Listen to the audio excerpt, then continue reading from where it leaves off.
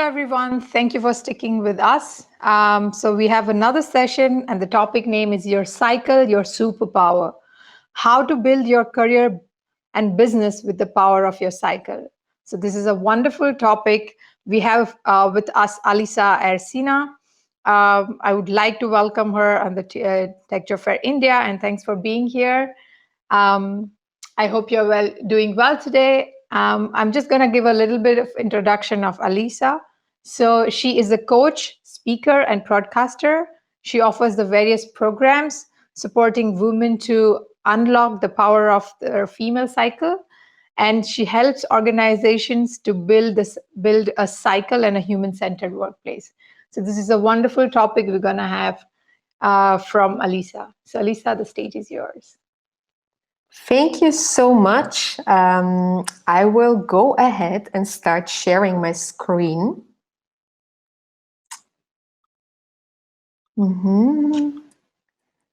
I think now it must work. If not, please let me know, as we did it last time. So yeah, hi and welcome everyone. I'm super excited to be here and to speak about this incredibly important topic. So as already mentioned, I am a coach. I work with humans, with men and women over the last couple of years. And to give you also a personal background why I'm interested in talking about the female cycle today with you is that I have never actually been interested in this topic. And I never even considered it in my work until just recently, a couple of years, when I met a doula, a midwife, who initiated me into this topic. And it touched so deeply my heart because I was in my mid-20s and I realized that I had no idea how my body functions. I have never ever heard about the power of your cycle, or how you can use your cycle to enhance your life, your relationships, even to integrate it in your career and business building. And I started to go down the rabbit hole. I got obsessed. I started talking with women, interviewing, hosting first workshops, and reading everything what I could find from studies, from blog posts, and so on. And one thing led to another. So this is somehow a topic which is close to my heart, and I integrate it into my work with women, but also with organizations and leaders. So this is not only a topic if you're here and you are in a male body and you think, well, okay, I can go to the next session or have a break. I invite you to stay also here, because if you are working with women, if you have women leaders and leader tenants in your organization, if you have a wife, if you have a daughter, if you have female friends, this is actually also interesting to know, and this is important for you also to open up to this knowledge. So this is all knowledge for all of us. So let's start off with the first question.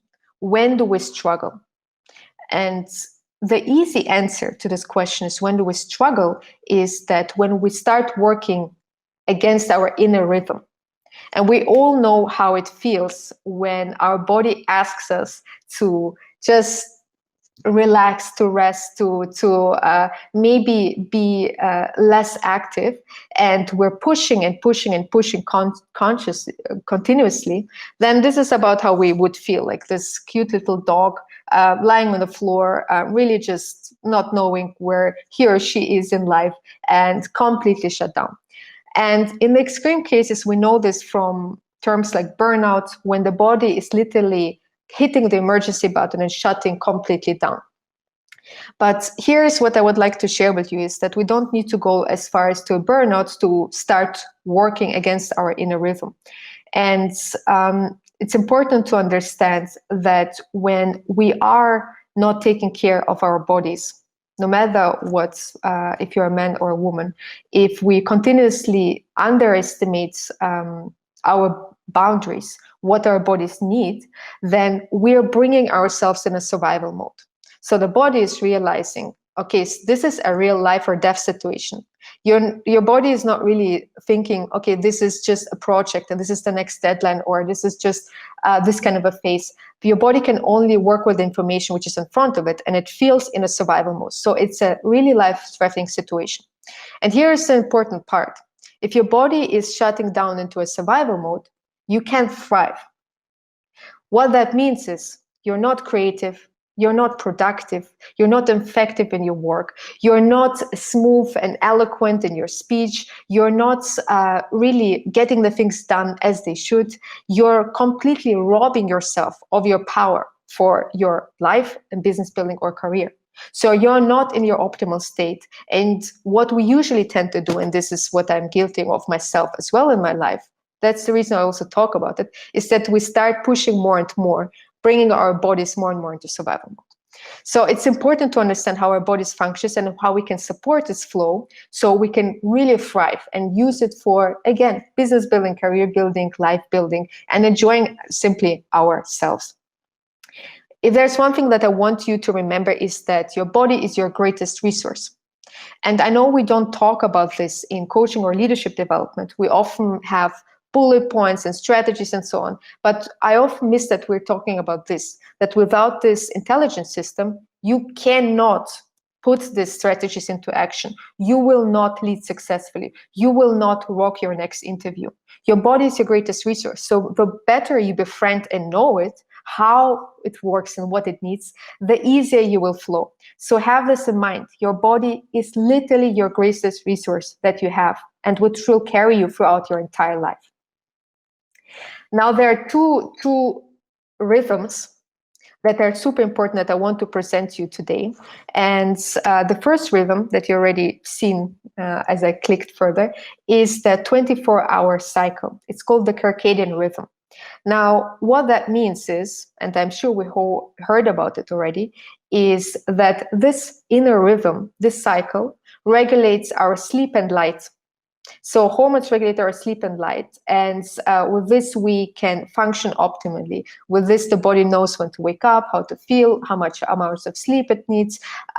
We heard it at least some points, and it is important because if we're not attuned and aligned to this rhythm, then we're going to look like the dog I showed you in the beginning. And everyone knows, maybe you can deal with a couple of nights not sleeping or not taking care of yourself, but after some time you're shutting down. So this cycle is incredibly important for our health, for our performance, for our leadership, for ourselves, for our lives.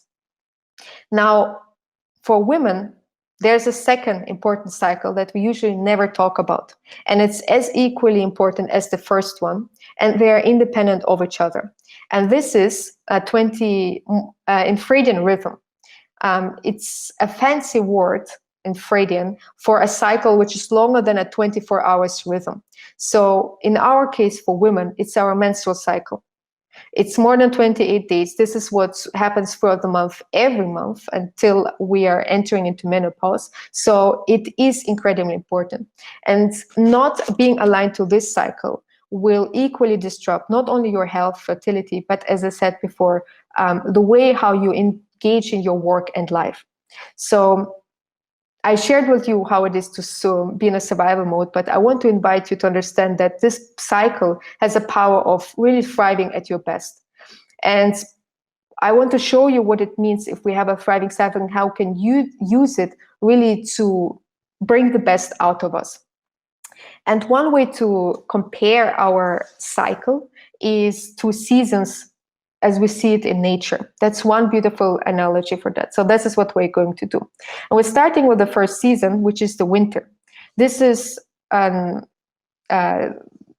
cycle where we bleed. This is where we have our menstruation. And you see, I suggest like it's can happen from 1 to 5 days. It does not necessarily mean this is a must-be process.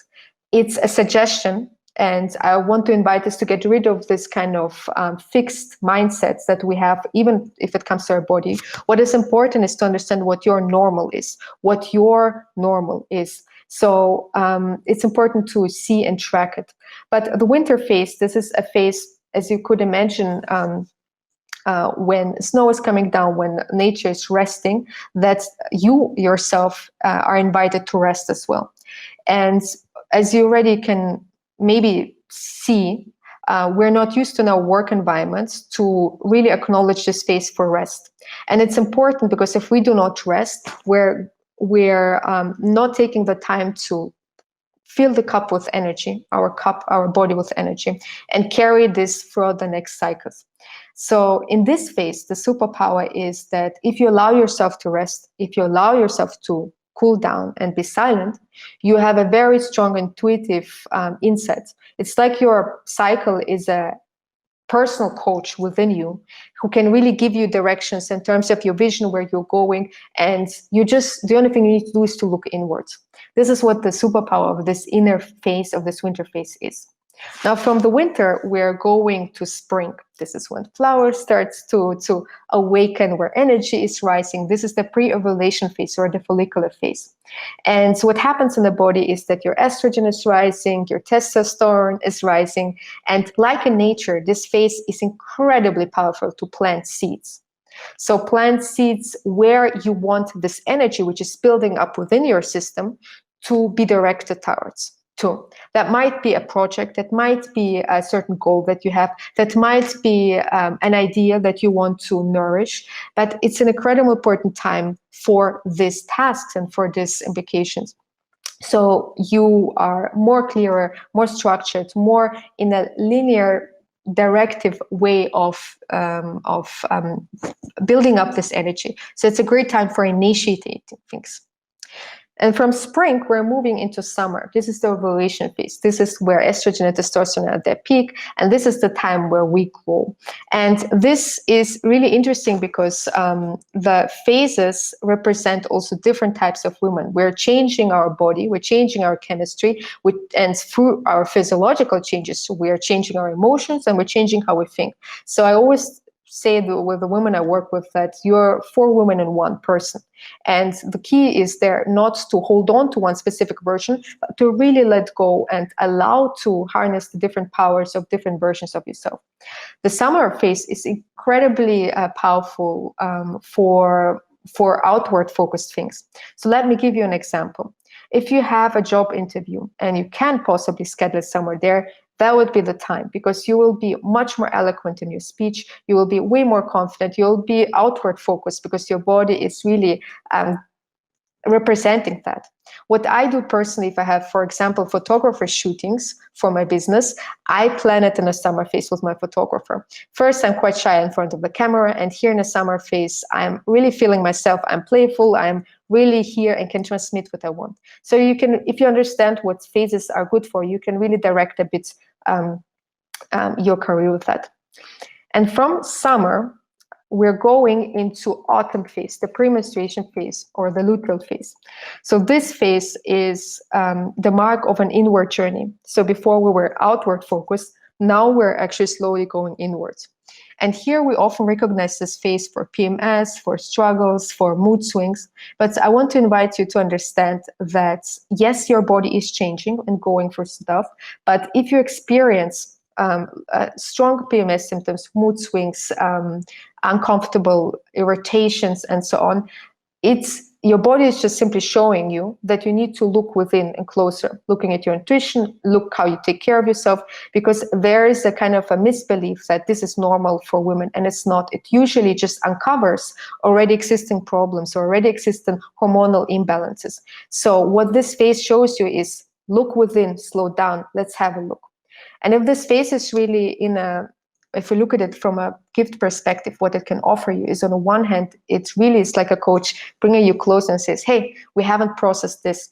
Even whatever happened in the month in terms of emotional or very intense situations will be amplified here. Just imagine, where should it go? So if you haven't processed something consciously, it will be amplified here. And it's an invitation that you can choose to look at and process by yourself. It is also an incredible phase for creativity. So you can really channel this energy into new ideas, into new inspirations, privately, but also professionally. I personally come up with the best ideas in this phase, not in the other ones. And then we continue again with the winter phase, and so it continues. So this is just one small aspect of what it means to work with your cycle. But it's not only a monthly menstrual cycle, it's your entire life cycle, because another cycle within a cycle, as I call it, is your menopause. This is where, again, you're going for a completely different transformation. And if you are in a female body, this is something that you will approach. And the quality of the transition to your menopause is going to depend what you're doing, right now, not then, what you're doing with your body right now.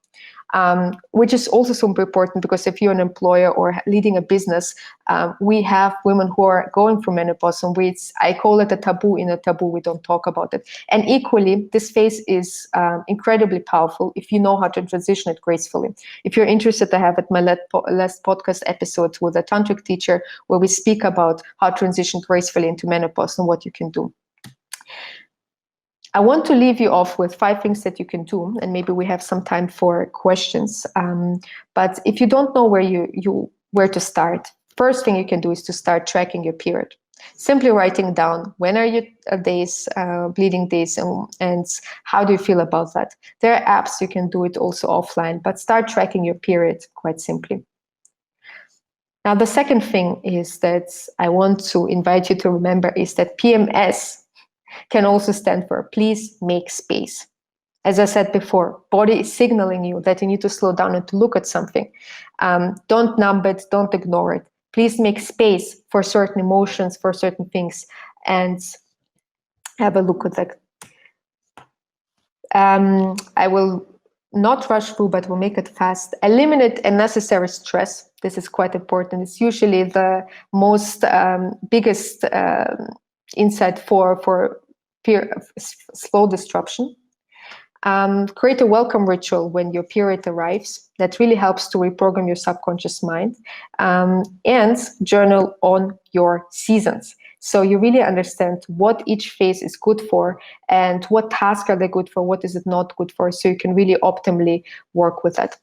So I think we're out of time. I'm not sure if we have still some time for 1 or 2 questions, but it was a pleasure to be here. Please connect with me. I'm happy to answer more questions. It's just 20 minutes of a talk here. Can talk for hours about that. So that was it. Remember that your cycle is your superpower. Thank you so much, Alisa, for this wonderful talk. I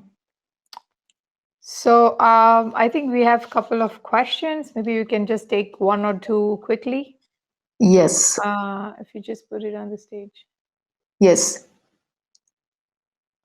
The question is, how much control have the mind on the body, or yeah, I love this body on question. the mind? Whoever asks this, it's an interesting interpretation because the body is the mind.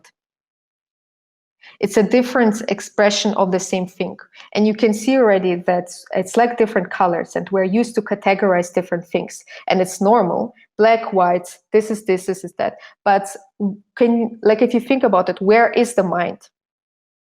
Where is the mind? The mind exists because of the body. So see it as a spectrum, and it's an interplay to really work with this different intelligence within you. But in a big spectrum, they're both the same. But to probably where you're pointing is that the mind can be very powerful. It can deceive you a lot in terms of believing that it is the control center, but it's not.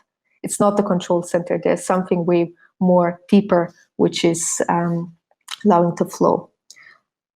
Thank you. So the next question is, working at the time of your monthly cycle can be exhausting. So that's a question basically. And do you think we should normalize giving leaves on this time? I love this question as well. What you've seen before is that we have developed our entire work infrastructure, the way how we're organizations that work according to a 24-hour cycle. So we go in the morning, we finish up later at night. So we design our entire leadership and work system around this one inner cycle. So I think what we need is to really open up our understanding. If you are a leader in an organization and if you are self-employed, that's maybe easier. We need to understand that women and men work simply differently according to different rhythms. Now, the possible leave option is just one possible policy, and I always share it with others that it's not that you implement this one leaving policy, menstrual leave policy, for example, and that's it. You're done with your job. It's a holistic process of really changing the culture, of changing the perspective. Because if you are having a culture of shame in your organization, then people will not take this policy because they want to compete, they want to perceive. But if we change the dialogue from the cycle is a burden to the cycle is your power, it's your gift, it's just the way we have not understood it yet, then we can integrate these policies way better.